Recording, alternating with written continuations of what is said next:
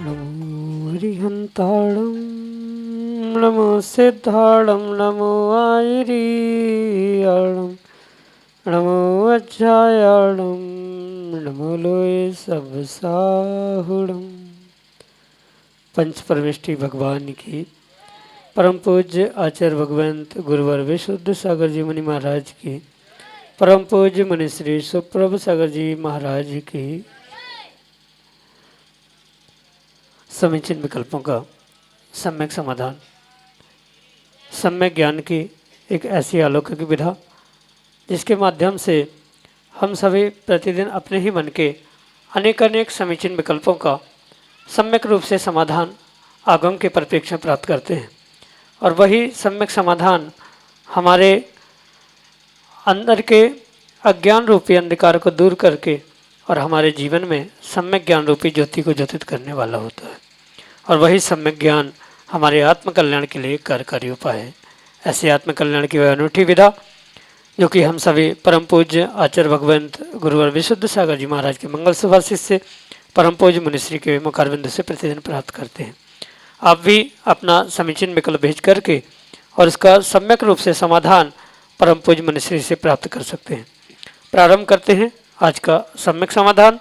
और आज के पहले विकल्प के लिए श्रीमती सारिका जैन, आगर, मध्य प्रदेश से, महाराज श्री के चरणों में बारंबार नमोस्तु निवेदित करते हुए अपना समीचीन प्रश्न रख रहे हैं कि महाराज जी, आत्मा की उत्पत्ति कैसे हुई। हमारे समीचीन विकल्प का सम्यक समाधान करने की अनुकंपा करें। नमोस्तु महाराज जी, नमोस्तु। ओम नमः सिद्धम। परम पूज्य आचार्य भगवान गुरुवर विशुद्ध सागर जी महाराज की, परम पूज्य मुनि श्री सुप्रभ सागर जी महाराज जी की जय। यह जो आत्मा है जिसे जीव द्रव्य, जीव तत्व के रूप में स्वीकार किया जाता है, उस आत्मा का ना आदि है, ना अंत है, ना मध्य है। क्योंकि इस संसार का जो भी पदार्थ, जो भी द्रव्य, जो भी तत्व है, उसकी उत्पत्ति, उसका विनाश नहीं होता। यह अनादि अनिधन है। क्योंकि अगर आत्मा की उत्पत्ति हम मानेंगे तो ये सोचने की आवश्यकता है कि आत्मा को बनाने वाला कौन था। अगर बनाने वाला कोई व्यक्ति भी मान ले, परमात्मा भी मान ले, तो परमात्मा कहाँ बैठकर इस आत्मा को बना रहा होगा। और दूसरी बात यह है कि फिर परमात्मा को किसने बनाया। परमात्मा अगर स्वयं बन सकता है, स्वयं से ही था, पहले से ही था, तो हमारी आत्मा, हमारा जीव द्रव्य भी पहले से स्वीकार करने में क्या दोष है। ये अनेकानेक दोषों को और विपरीतताओं को समझते हुए ये निर्णय करना होगा कि अनादि से आत्मा थी, आज है और अनंत काल तक रहने वाली। मात्र आत्मा ही नहीं, जो पुद्गल भी है, अजीव भी है, वो भी अनादि से थे, है और रहेंगे। अंतर इतना है कि इनकी अवस्थाएं मात्र बदलती रहती। जैसे वर्तमान में बहुत सारे वैज्ञानिकों ने अनेक सिद्धांत बनाए। उनमें से एक law of conservation of energy का एक सिद्धांत प्राप्त होता है। वह कहते हैं कि energy can neither be created not be destroyed, it can be converted from one form to another form. ऊर्जा का विनाश नहीं होता, मात्र एक अवस्था से दूसरी अवस्था में ऊर्जा परिवर्तित होती है। जो पोटेंशियल एनर्जी थी वो काइनेटिक में, काइनेटिक पोटेंशियल में आदि उसका मात्र रूपांतरण होता है। ऐसा ही सिद्धांत हमारे आगम का है, जो कि प्रत्येक द्रव्य में लागू होता है, ना कि मात्र ऊर्जा में। चाहे जीव द्रव्य हो, चाहे अजीव द्रव्य हो, जो द्रव्य था, जो वस्तु थी, जैसी थी वैसी ही थी। अंतर इतना है कि उसकी अवस्थाएं बदलती रही। मतलब ये जो जीव आत्मा है कभी तिर्यंच अवस्था में थी, कभी मनुष्य अवस्था में, कभी देव, कभी नारकी आदि अनेकानेक अवस्थाओं में वह रूपांतरों को अवस्थाओं को पर्यायों को प्राप्त करते हुए भी वह अजर अमर होती है। आत्मा न मरती है, न आत्मा का जन्म होता है, आदि अंत से रहित प्रत्येक द्रव्य है। जैसे वैज्ञानिकों ने ऊर्जा का नियम बनाया, ऐसा ही नियम जो अनादि से हमारे आगम ग्रंथों में तीर्थंकरों ने, आचार्यों ने बताया है, वह यही है कि प्रत्येक द्रव्य में उत्पाद व्यय मतलब उत्पन्न होना, नष्ट होना, होने के बाद भी द्रव्यता वही की वही रहती है। जैसे अगर सामान्य दृष्टांत हम समझे तो जो जिस कागज़ पे आप लिखते हो वह कागज़ ऐसा कहा जाता है कि लकड़ी से बनता है। लकड़ी से बना हुआ कागज़ लिख लिया, उसे किसी ने जला दिया, क्या हुआ? कागज़ से वह राख बन गई। राख उड़ते हुए किसी मिट्टी में जाकर मिल गई, मिट्टी रूप हो गई। मिट्टी से पुनः पेड़ बन गई, पेड़ से पुनः लकड़ी बन गई, लकड़ी से पुनः कागज़ बन गया। ऐसी अवस्था रूप उसकी चेन चलती रहती है। ये तो पुद्गल का हुआ, ऐसे ही जीव का ही होता है, ऐसे आत्मा का भी होता है। संसार के, ब्रह्मांड के प्रत्येक वस्तुओं का मात्र ऐसा एक साइक्लिक और ऑर्डर चलता है जिसमें परिवर्तन अवस्था रूप होता है, द्रव्य रूप नहीं होता। जो आत्मा का ज्ञान दर्शन था वही है और वही ही रहेगा। अंतर इतना है, जब वह किसी विपरीतता के रूप से होता है उसे बहिरात्मा कहा जाता है। वही जब सम्यक दर्शन को प्राप्त करता है अंतरात्मा कहलाता है। और इन सभी से संसार के सुख दुखों से दूर होकर परमात्मा बन जाता है, वही आत्मा परमात्मा होती है। इसलिए परमात्मा बनने पर भी आत्मा नष्ट नहीं हुई। नरक में जहाँ बहुत दुख कहे जाते हैं, अनंत दुख भोगने के बाद भी जीव वहाँ पर नष्ट नहीं होता। पर्याय भले ही नष्ट होती है, अवस्था बदल रही है।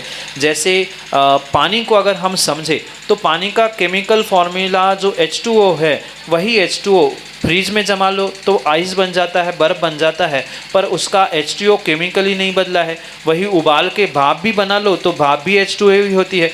तो ऐसा ही प्रत्येक द्रव्य के साथ और विशेष करके आत्मा के साथ समझना होगा। फिजिकली ये पुद्गल वस्तुएं तो हमें देखने में आती है, इसलिए इसका परिणमन दृष्टांतों के माध्यम से कहा जा सकता है, पर आत्मा भी बिल्कुल ऐसी ही है। आत्मा की उत्पत्ति कभी भी नहीं हुई है, ना हो सकती है।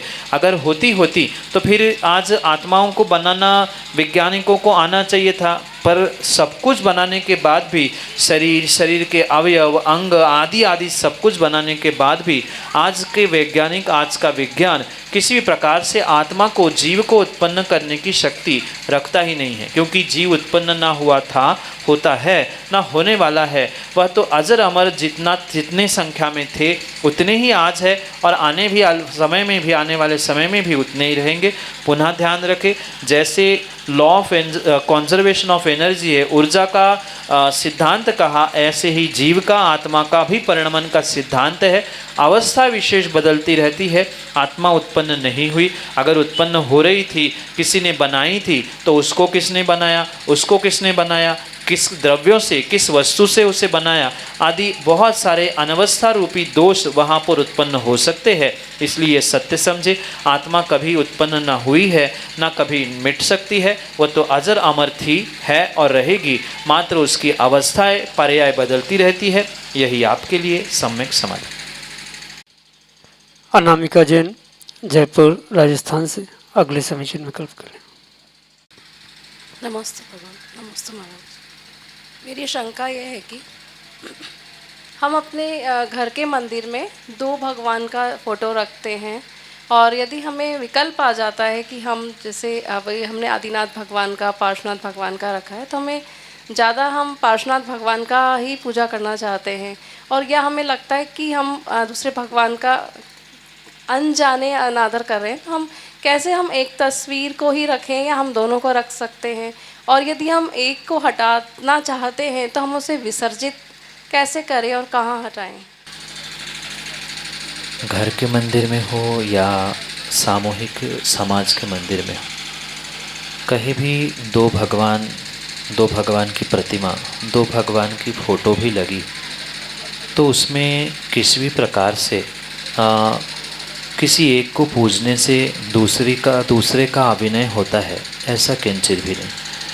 क्योंकि मंदिर में भी माना कि एक वेदी में 10, 12, 15, 20 प्रतिमाएं हैं और आप जिस इष्ट भगवान की पूजा करना चाहते हैं तो क्या दूसरे भगवान वहाँ से नाराज़ होकर दूसरे वेदी पे चले जाएंगे क्या?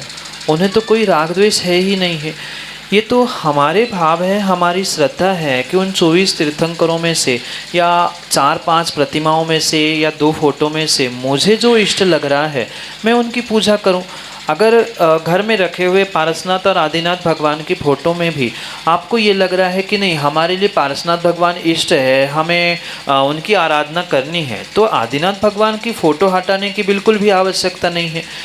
ये मात्र प्रतीकात्मक क्रियाएं हम करते हैं, चाहे साक्षात परमात्मा वेदी पे विराजमान प्रतिमा के रूप में हो या घर में एक सांकेतिक रूप में उनकी फ़ोटो आदि रखी हो।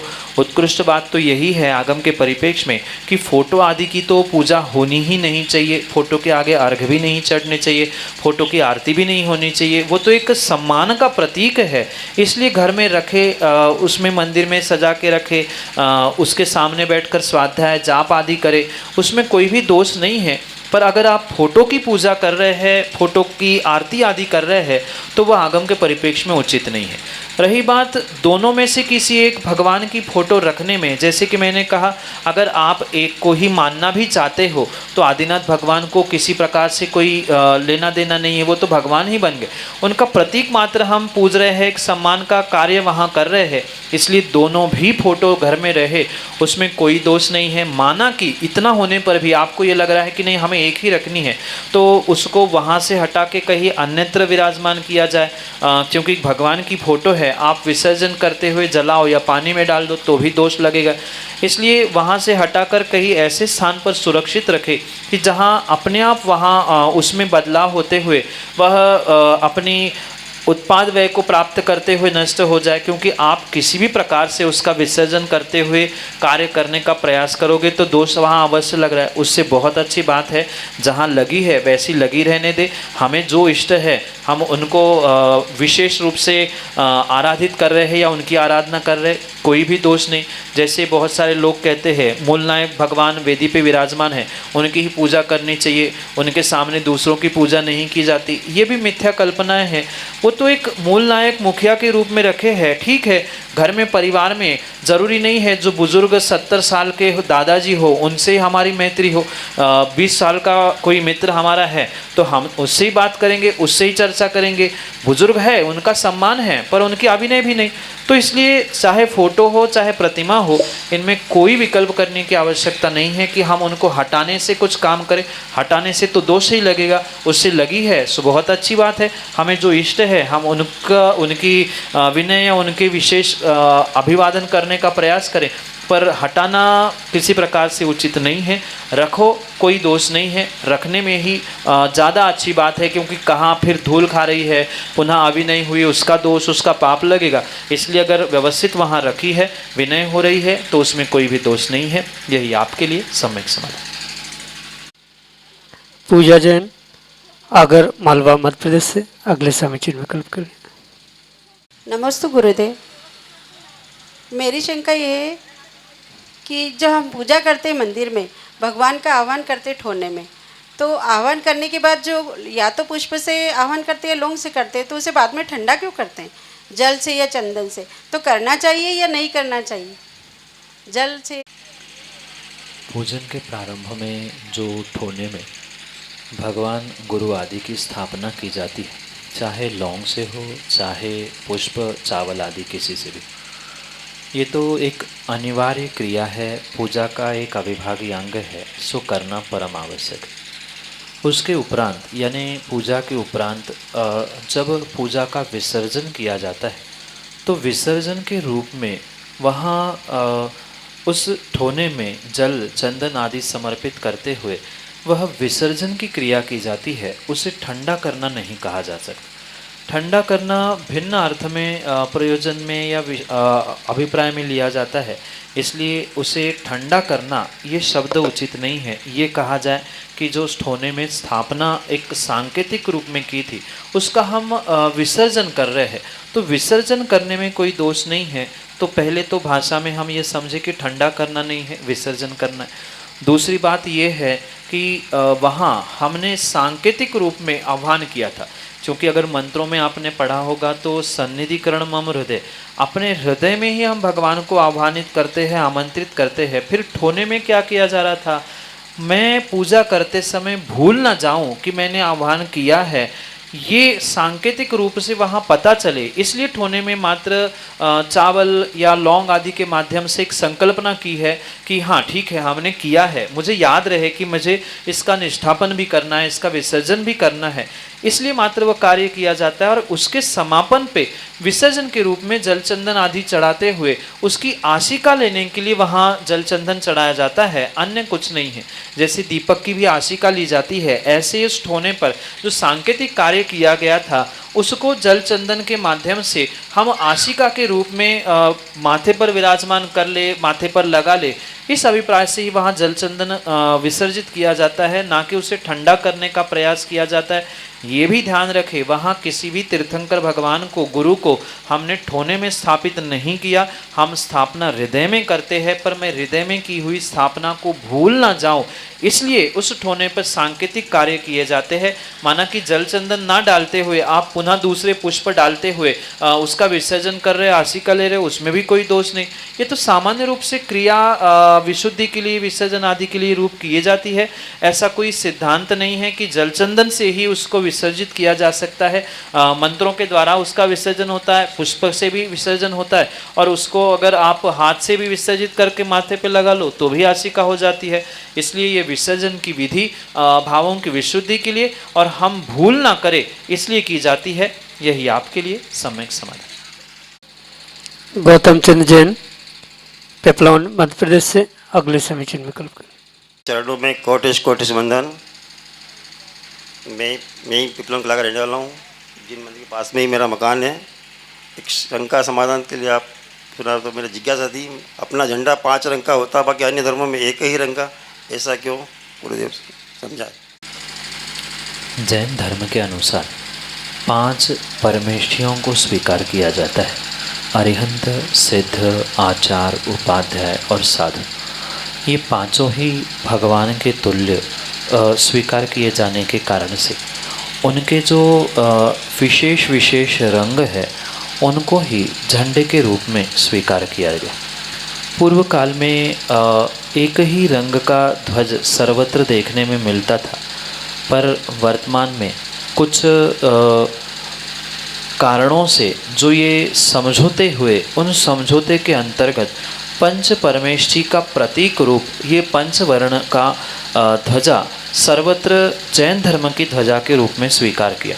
अरिहंतों का, सिद्धों का, आचार्यों का, उपाध्यायों का और साधुओं का जो जैसा रंग है उसको ही उस रूप से वहाँ स्वीकार किया गया है, जो कि सामान्य रूप से भले ही अक्रम से है, मतलब अरिहंत सिद्ध ऊपर नीचे करते हुए वहाँ एक ध्वजा का आकार देने का प्रयत्न किया गया, पर 5 परमेष्ठी के स्वरूप से ही यह पंचरंगी ध्वजा का वर्तमान में सर्वत्र मुख्यता से प्रयोग देखने में आता है। पुनः ध्यान दें, अरिहंत, सिद्ध, आचार, उपाध्याय और साधु, इनके जो विशेष रंग ध्यान करने योग्य आगम ग्रंथों में हमारे पूर्वाचार्यों ने, तीर्थंकर भगवंतों ने बताया है, उनका ही संकलन करते हुए जैन धर्म का पंचरंगी ध्वज यहाँ पर प्राप्त होता है। जैसे भारत के तिरंगे के रूप में भी स्वीकार किया जाता है कि ऊपर का जो ऑरेंज कलर है उसका प्रतीक, उसका संकेत कुछ अलग है, सफ़ेद का कुछ अलग है, हर एक की हरियाली कुछ अलग है।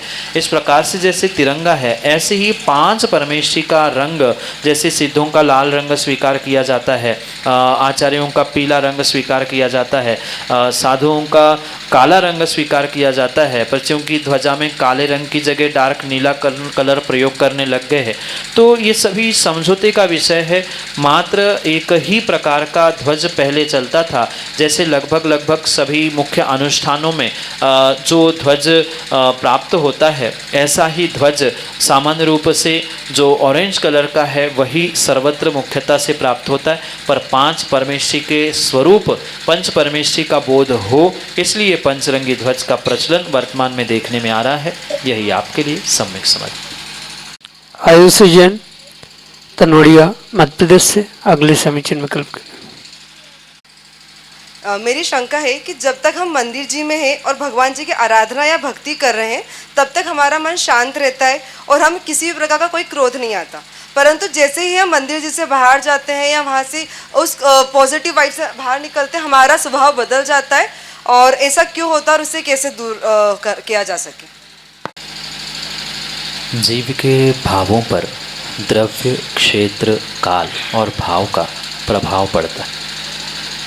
मतलब जो किसी एक विशेष क्षेत्र में विशेष व्यक्ति वस्तु के पास पहुंचने पर उसकी जो पॉजिटिव एनर्जी होती है या नेगेटिव एनर्जी होती है वह व्यक्ति को प्रभावित करती और उसी कारण से व्यक्ति का वैसे स्वभाव बदलते हुए देखने में आता है। देवशास्त्र गुरु के पास बैठने पर उनकी भक्ति, आराधना आदि करते हुए जो कषाय से रहित शांत परिणाम होते हैं, ये उस द्रव्य की क्षेत्र की प्रत्याशक्ति है। प्रत्याशक्ति मतलब नज़दीकता।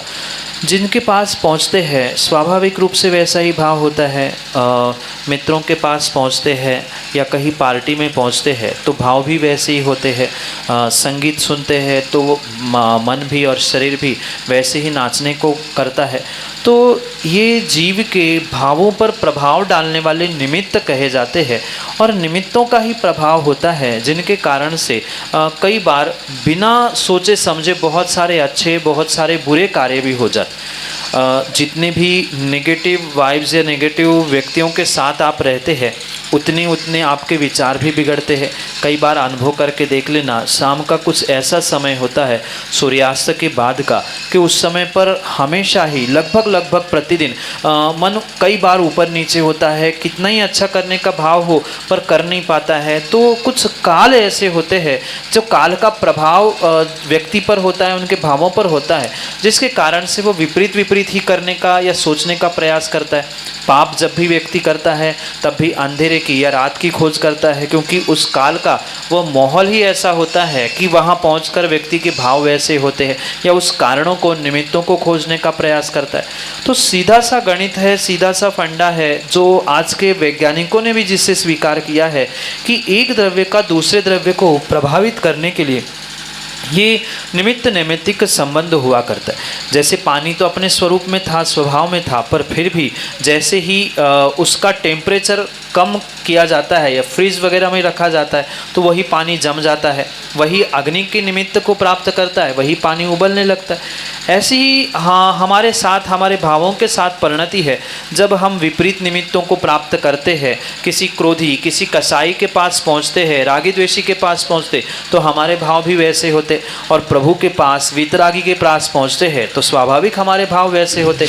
जैसा निमित्त मिलता है वैसा ही हमारे भाव, हमारे परिणाम, हमारी परिणति होती रहती है। इसलिए ध्यान रखें कि ये सांसारिक जीवन हो, घर मंदिर आदि की भी व्यवस्था हो, वहाँ हमें जैसे निमित्त मिलते हैं, जैसी सानिध्य मिलते हैं, वैसा ही हमारे भाव होते हैं। और इन भावों को कंटिन्यूएशन में वैसा ही रखने के लिए हम उन नेगेटिव निमित्तों से दूर होने का प्रयास करें या अपनी शक्ति इतनी बढ़ा ले, अपना सुरक्षा कवच इतना अच्छा कर ले कि नेगेटिव वाइब्स हमारे भीतर पहुँचे ही ना, विपरीतता हम तक पहुँचे ही ना। क्योंकि ऐसा तो 24 घंटा संभव नहीं कि हम मंदिर में बैठे रहे, कि देवशास्त्र गुरु के पास ही बने रहे। कभी ना कभी घर गृहस्थी में, सांसारिक जीवन में जाना ही जाना पड़ेगा। तो ऐसे समय में मतलब वहाँ पहुँचने के बाद भी एक पॉजिटिविटी का एक मंत्रों के द्वारा या अन्य भी जैसे बने, हम अपना एक सुरक्षा कवच बना ले जिसके माध्यम से हम उन विपरीतताओं को, उन नेगेटिव वाइब्स को ग्रहण ना कर पाए। ऐसा पुरुषार्थ करने से हम सर्वत्र ही सुख शांति का वेदन कर सकते हैं। और माना कि नहीं कर पा रहे और समझ में आ रहा है कि अमुक व्यक्ति के कारण से मुझे गुस्सा आती है या अमुक स्थान पर बैठने पे मुझे कषाय भड़कती है या अमुक समय पर मेरी विपरीत परिणाम होते हैं, तो इन द्रव्य, क्षेत्र, काल और भावों से, मतलब उन व्यक्तियों से, उन निमित्तों से दूर होने का प्रयास तत्क्षण में या कुछ समय के लिए किया जाएगा तो नियम से हम अपने परिणामों को, अपने मन को अवश्य ही शांत कर सकते हैं। यही आपके लिए सम्यक समाधि।